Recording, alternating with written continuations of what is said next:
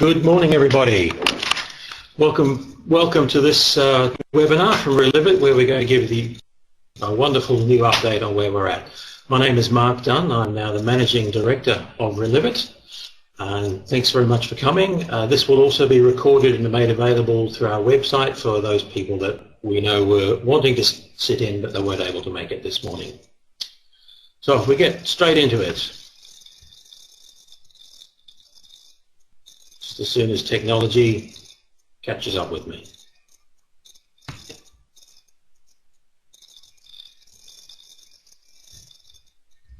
Okay, I don't seem to be able to advance the slides.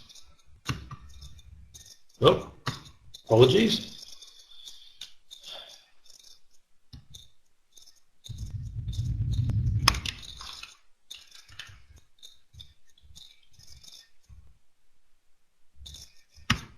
Gavin, can you get the slide, the second slide, please, for me? I can't seem to move it. Thank you.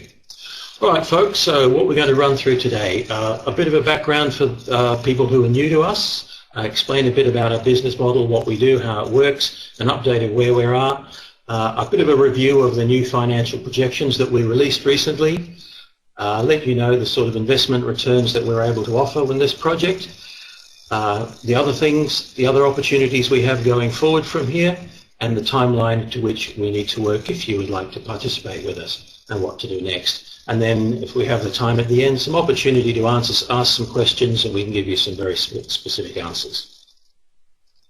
Okay, and so with that, I'm going to hand you over to John Nolan-Neylan, our National Sales and Marketing Manager, to give you a bit of background about the market opportunities and what the company is doing. John. Thanks, Mark. Okay, Gavin, we might need to just verbally get you to switch. Yeah. Thanks. So absorbent hygiene waste, or AHW, consists of nappies, incontinence pads and female hygiene products. Currently there's no option other than to bury this waste at landfill. This is clearly a huge problem. It represents a huge opportunity. Australia currently produces more than 450,000 tonnes of AHW each year, and that's enough to fill the Melbourne cricket ground twice over. It costs councils and businesses $60 million a year at the moment to bury this waste. The plastic, wood fibre and superabsorbent polymers contained in this waste has an estimated market value of approximately $120 million.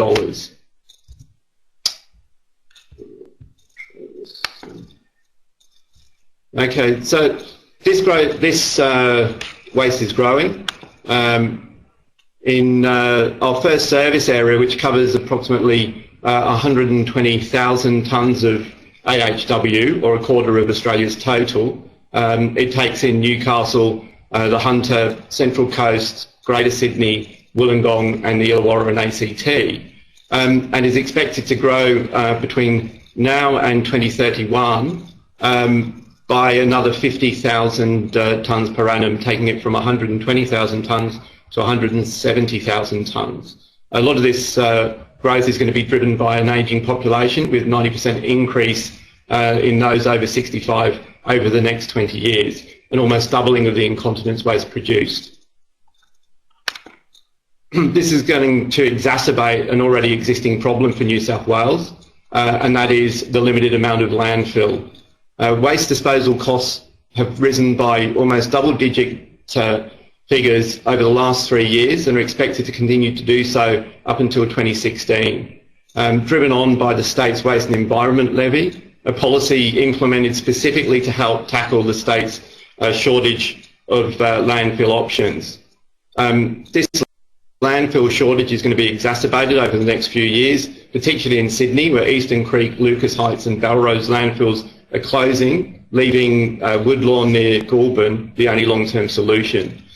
To tackle this, the New South Wales Government announced in February a new initiative, the Waste Less Recycle More initiative, and has allocated almost $500 million to business and councils to increase recycling and decrease waste.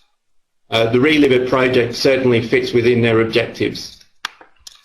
So having outlined the significant problem that exists, Relivit has a solution that can process or divert 95% of this waste away from landfill, generating significant profits for investors.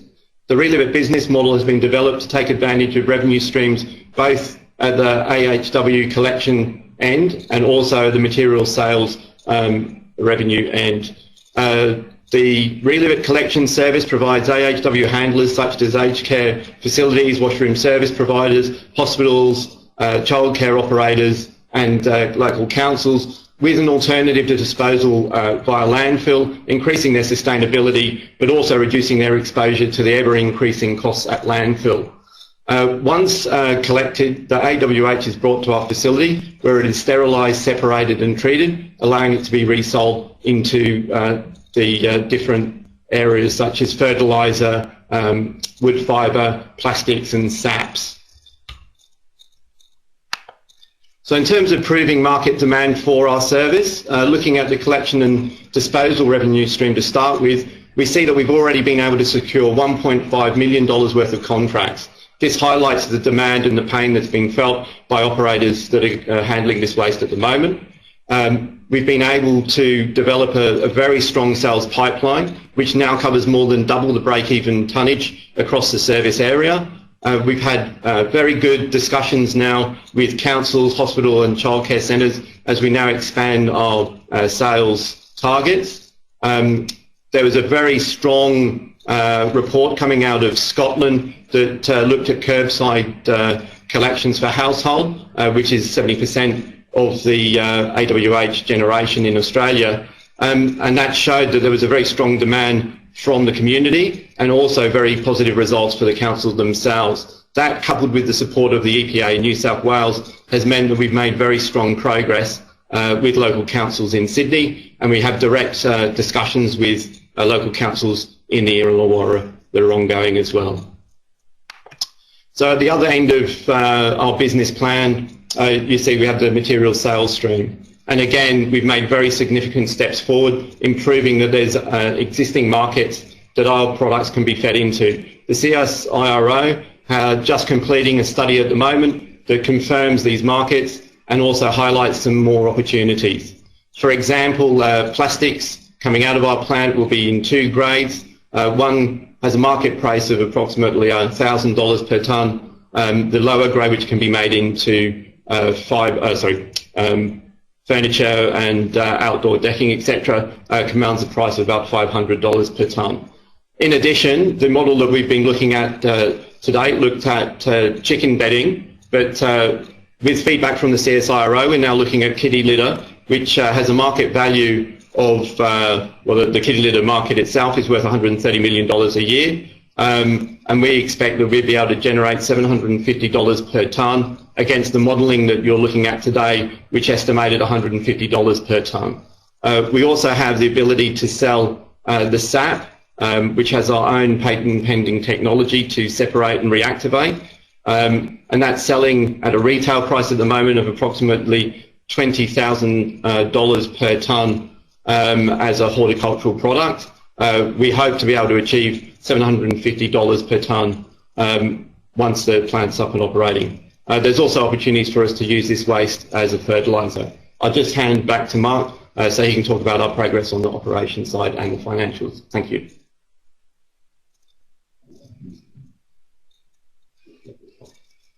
Okay. Right. Okay, first of all, this is very hot off the press news. As of this morning, we have an agreement in place with Australian Paper.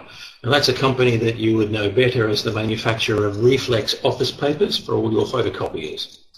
Right, this agreement basically invites us to take up residence on their site, this particular site, which is down in Nowra in the Illawarra. As part of this, we're going to take over a number of buildings, and one of those buildings is what's called a cotton linters plant, which is effectively a fibre cleaning and processing plant. And in there, we have a very, very large amount of the equipment we need to actually to run our process. All right, so this is obviously a brilliant opportunity, and we have in fact been spending the last few months adapting our technology effectively to make use of this facility and exploit it to its fullest.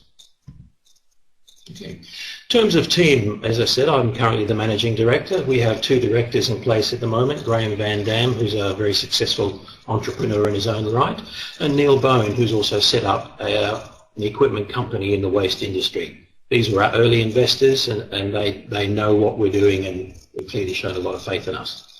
We also have John Nolan-Neylan, who you've already met, who's looking after our sales and marketing. He's based in Sydney. Right. And in addition to that, we have Clark Callan, who's our engineer, and he's the one who's been adapting our process to suit this plant, and he actually already has the pulp and paper background, which is where this plant comes from. Now, we've been running with a very tight team, and we will continue to do so until we've got the funds to be able to expand. So we have been complementing this core team with a range of advisors in basically the waste space. Tanya, who's helping us work in with the councils and towards those grants. John Vise, who's also in that space and also has a lot of logistics background, that's going to help us set up what we need to collect our waste. Right. John Darcy Evans is providing financial advice, a sort of part-time CFO for us at the moment. And we have corporate outcomes and DH Flinders, who are helping us with our fundraising, both with this current round and also the big construction round that's coming up. But we're not alone. We have had some amazing support from industry, from all sorts of different players like this. Replas, who we're working with as a buyer of our products. Bunzl have been wonderful in helping us penetrate the aged care market. They have been introducing us to their large customer base in that sector. Initial, who you may know better as Pink Hygiene, we've signed a contract with them to take their waste into our plant, which is a very sizable chunk. We've been talking with CETA for quite a long time now about the potentials of using their services to also in the logistics area and other possibilities as marketing as well. Right? Aged care sectors such as the ACS, which is an industry group. Waste Tech, we've mentioned. Kimberly-Clark is one we're talking with right now, and there's an incredible opportunity there to use their resources to allow us to penetrate into the household market and also generate the kind of groundswell opinion to support our efforts in the council sector. Polymer Innovations, we're working with on the superabsorbent polymers, and the New South Wales Office of Environment and Heritage and the EPA, we've been working with them. We've actually been doing assessments of volumes of waste in the marketplace so that we can go to councils and people can make considered decisions based on numbers of what's going ahead. CSIRO we've mentioned, and we've also been privileged to have the Victorian government sponsor some of that CSIRO work. So I must admit, when we get out in the marketplace, we do get a very positive reception. Okay, right, just on to some of the financials then. Now, we've published a new set of numbers very recently, and I'm going to talk about one of the options that was mentioned there. This is the simple option, right? So this is purely the single plant.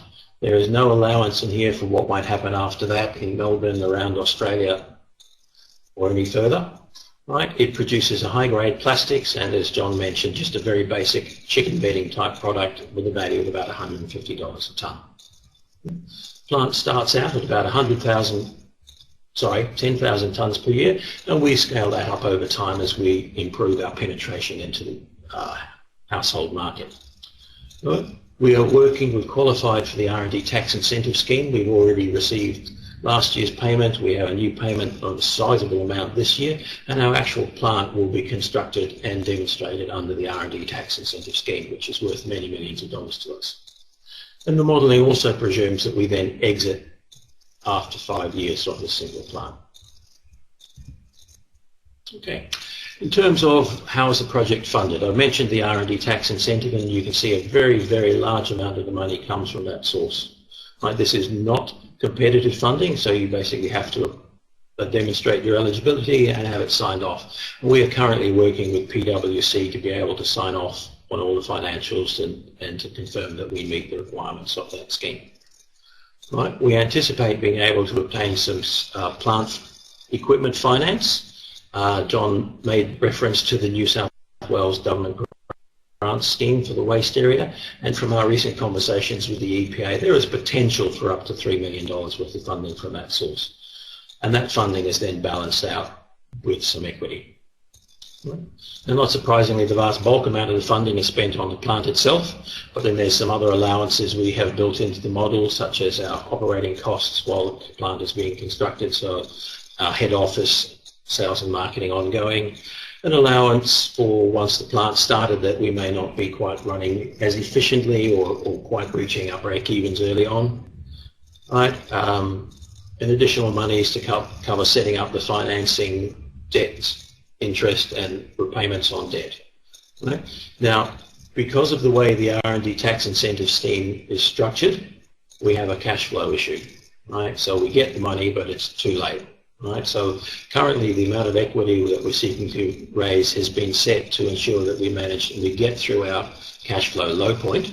But at the end of this, we actually end up with quite a large amount of money in the bank. So we're looking at the ways to explore how we can set up a scheme whereby we can actually retire some of that equity once the plant's up and going, and thereby improving overall returns to everybody. All right, where does our money come from? Right, obviously from the aged care sector, which is where we're starting, right, and washrooms, the chunk to get us going, right, and then we're building into the domestic sector as fast as we can. We'll also be running collection trucks to collect the waste from the aged care facilities and bring it to our site, and all our collection costs are built into there. The plastics are a very profitable stream, as you can see, and in this model we have a small amount of income booked up for the fibre and the sap, which is effectively our chicken bedding. But the work we have been doing since this time, as we've worked down through levels of engineering, says that we're going to be able to increase this income source very significantly. Variable costs running the plant is sort of a bit less than 25%. Logistics in waste industry is always a large amount, as you can see there. Then we have some fixed cost overheads, some interest, tax, and net profit after tax of 23%. This is after about 5 years and when the plant is running at that 40,000 tonnes per year, which is our long-term target capacity.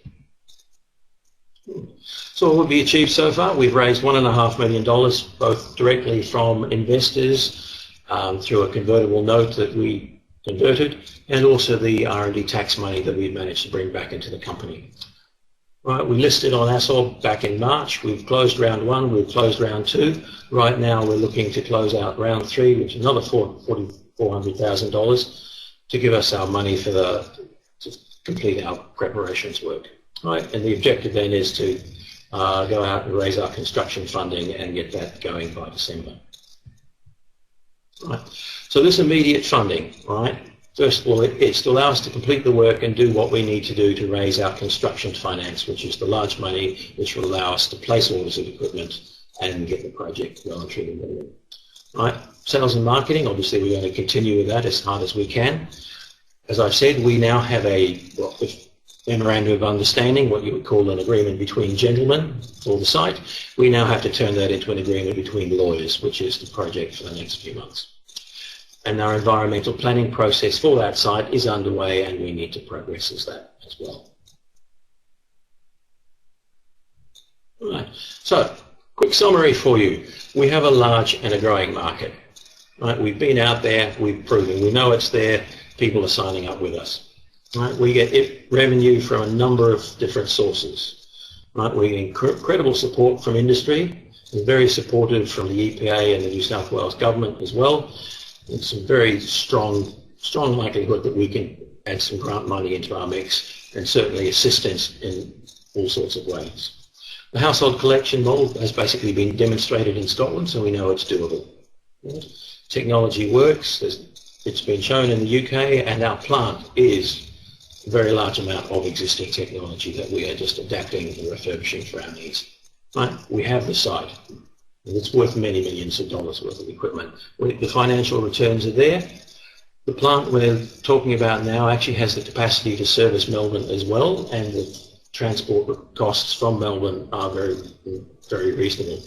And then beyond that, Asia awaits. We already have an inquiry from Hong Kong that we're talking about at the moment. All right, so that's us. We're wanting to roll up this investment round as quickly as possible and get on with things. So formally closes through ASOL on the 30th of September.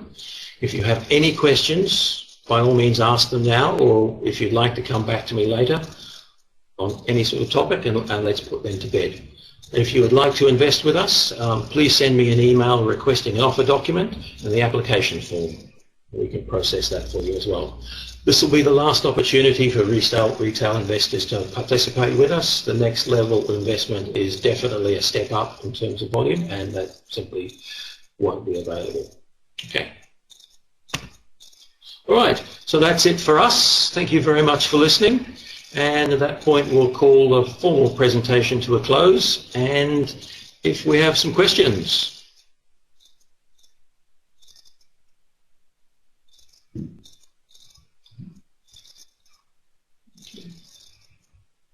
All right, well, while you're typing, I'll throw out a few other gems for you.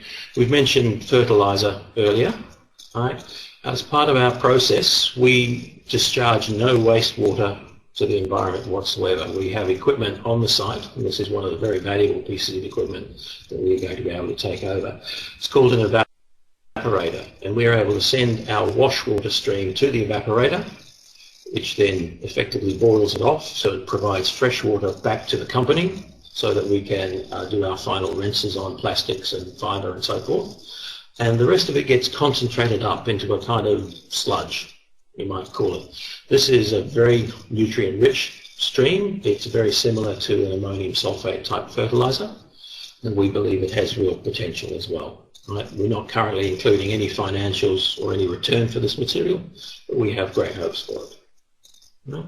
It has work, in fact, has been done by the University of Technology in Sydney on a concept known as urine farming, where urine is actually used as a fertilizer because it's actually very high in phosphorus and potassium, right, as well as nitrogen. Right? The biggest problem is actually collecting the stuff, but with our plant we effectively represent a village of about 30,000 people with a concentrated stream that we can then pass out to the market. What else did we have? Minimum cost and so on. Okay. Well, another question, very topical, of course, is the carbon tax. Well, now, carbon tax came in a few years ago, and that definitely had an impact on landfill fees, which meant basically landfill prices went up, and the prices we were able to charge went up with it at the same time. Right? So the obvious question is then, if the carbon tax is removed, do all these prices fall again? No. The answer is very probably not. Okay? The link between carbon tax and landfill rates is a very long and tortuous one. It's not like, for example, power generation where you burn coal to make electricity, and the calculation is very, very straightforward. So what I might suggest at worst is we see a bit of a pause in the rise for landfill fees, but it's very, very unlikely that they will fall. Okay.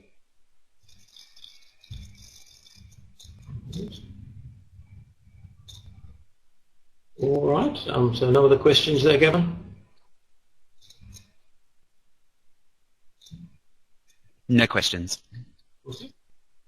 All right, well in that case then folks, I hope you have enjoyed that, found it very informative. As I said again, if you have any questions, do get in touch with us. You can either get to me directly, Relivit, there's my details there at the top of the screen, or you can also speak to Adrian Cran, who is our corporate advisor and our sponsor, who is managing the Australian Small Scale Offerings Board listing for us. Okay. All right then. Well, thanks very much, folks. Until next time.